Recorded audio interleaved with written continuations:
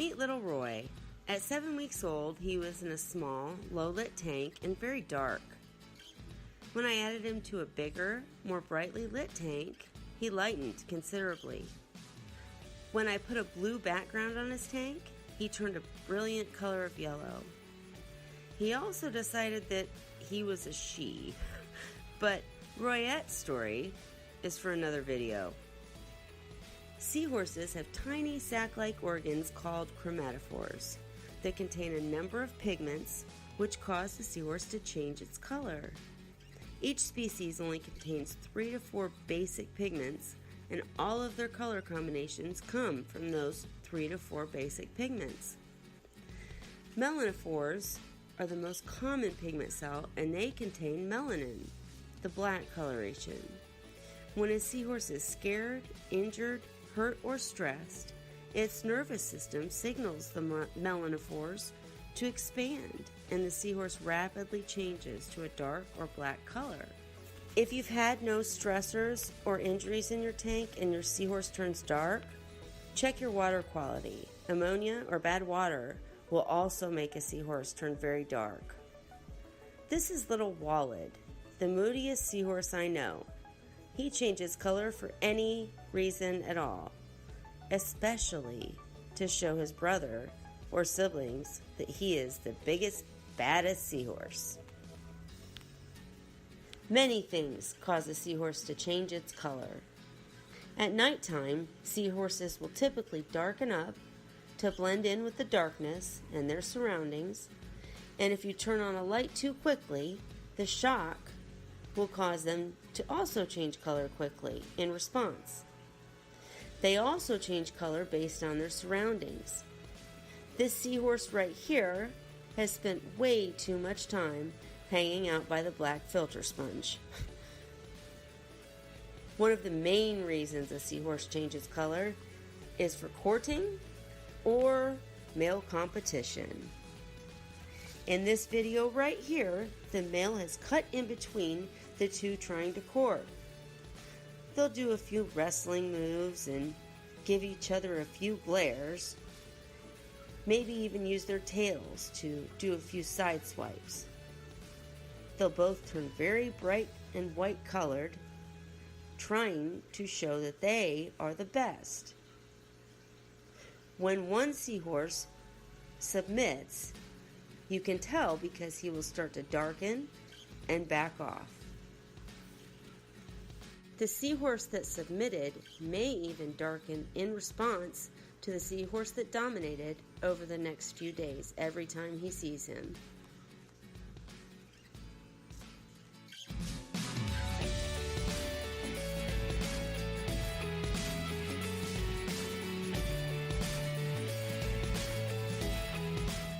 When I said in my last video that seahorses eat slowly, what I meant is that the time it takes them to feed is longer than that of most fish, but the way that they eat is actually very quick. With no teeth, the seahorse relies on a technique called pivot feeding to eat. The trigger, located under the jaw at the base of the throat, is actually the hyoid bone. When the seahorse gets close enough to its food, it lines itself up, turns its nose down above the shrimp or prey, and with a sudden burst of speed, the sternohyoideus muscle contracts, pulling the trigger. The head pivots as the snout snaps upward, and the seahorse inhales a bunch of water, drawing in the shrimp at the same time. It's such a powerful form of suction that you'll sometimes see smoky puffs of excess water and food escape through the gills.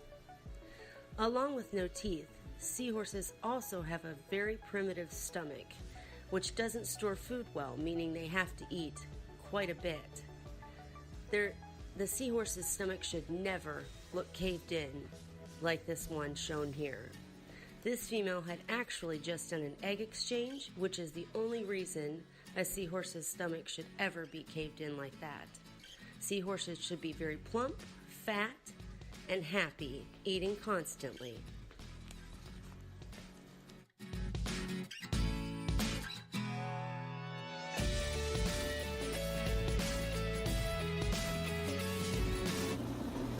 Let's quiet things down so you can hear it.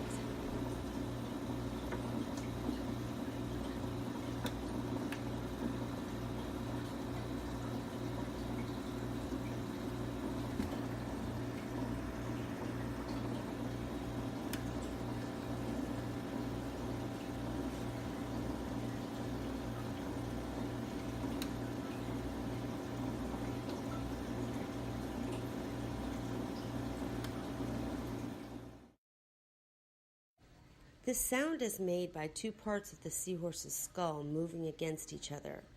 According to RosamondGiffordZoo.org, the crown-like coronet at the back of the seahorse's head has a loose joint with the rear edge of the skull. When a seahorse lifts its head suddenly, the edge slips under the coronet.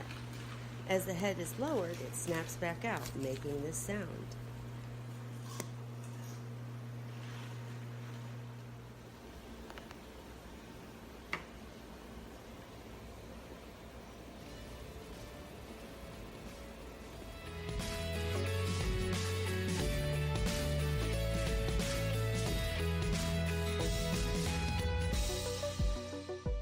Seahorses have binocular vision.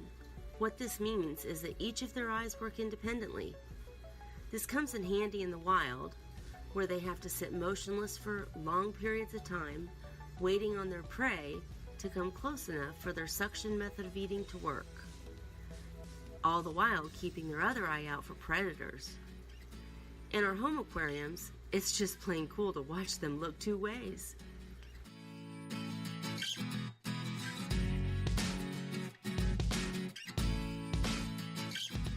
The crown-like crest located at the back side of the seahorse's head is called the coronet. It's one of my favorite things because it crowns the seahorses the prince and princesses that they truly are. Scientifically, the coronet evolved to provide an anchor for the muscles that make the trigger work. We talked about the trigger and the clicking sound that's made when a seahorse eats. Basically, to recap, the coronet is loosely attached, so when the seahorse lifts its head, the edge of the skull slides beneath the coronet.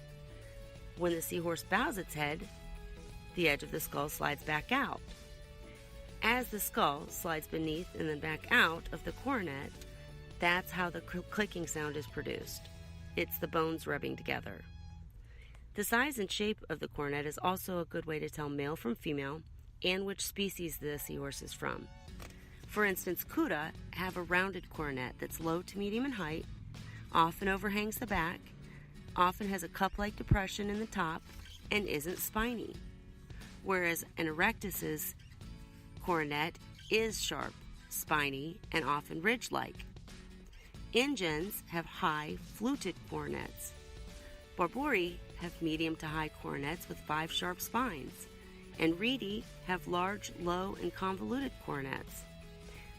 Some of the breeders and members of one of my favorite Facebook groups, credited below, donated some of these pictures. So you tell me, can you tell the difference? The coolest thing about the coronet is that each seahorse has an individual coronet. While there are similar characteristics within the species, each seahorse's coronet is as individual as a human's fingerprints.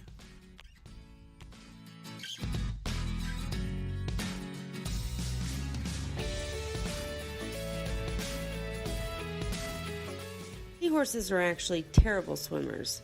They rely on their dorsal fin beating 30 to 70 times a minute to propel them through the water. They do have pectoral fins on either side of their face that help them to maneuver, but they contain no caudal fin, and in high current, they basically just move back and forth, trying to get by. However, they love flow. So, if you own seahorses, be sure to provide them many hitches for their vice-like prehensile tails. If you don't, they'll hitch on to just about anything, including each other.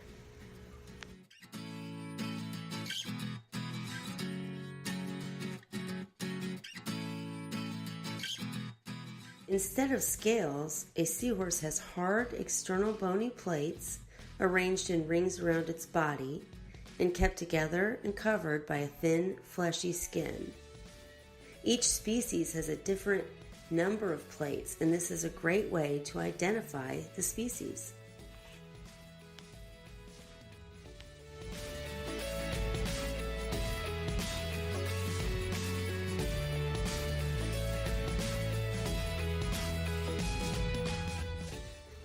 Unlike most animals, the seahorse male is the one who carries the babies.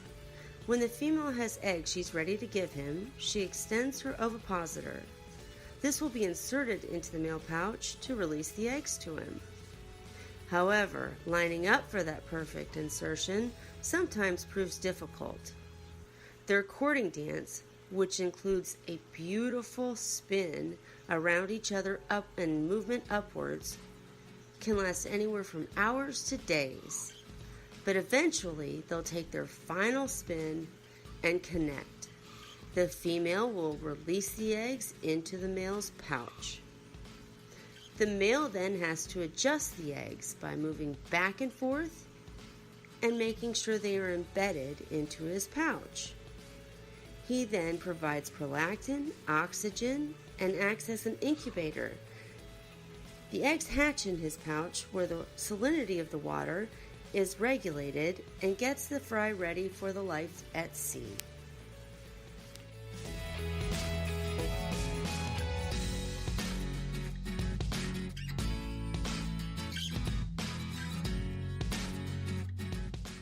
While the male is the one who actually carries the babies, the female is still in charge. She is the one who initiates the actual egg exchange. She does this by reaching up towards the surface, pointing her snout skyward, almost like a nod, telling the male, "It's time to go now. Let's do this." And they begin their beautiful dance. Unfortunately, sometimes the male is already pregnant. Right here in this video, the female nodded and nodded. I felt so bad for her. No one ever followed.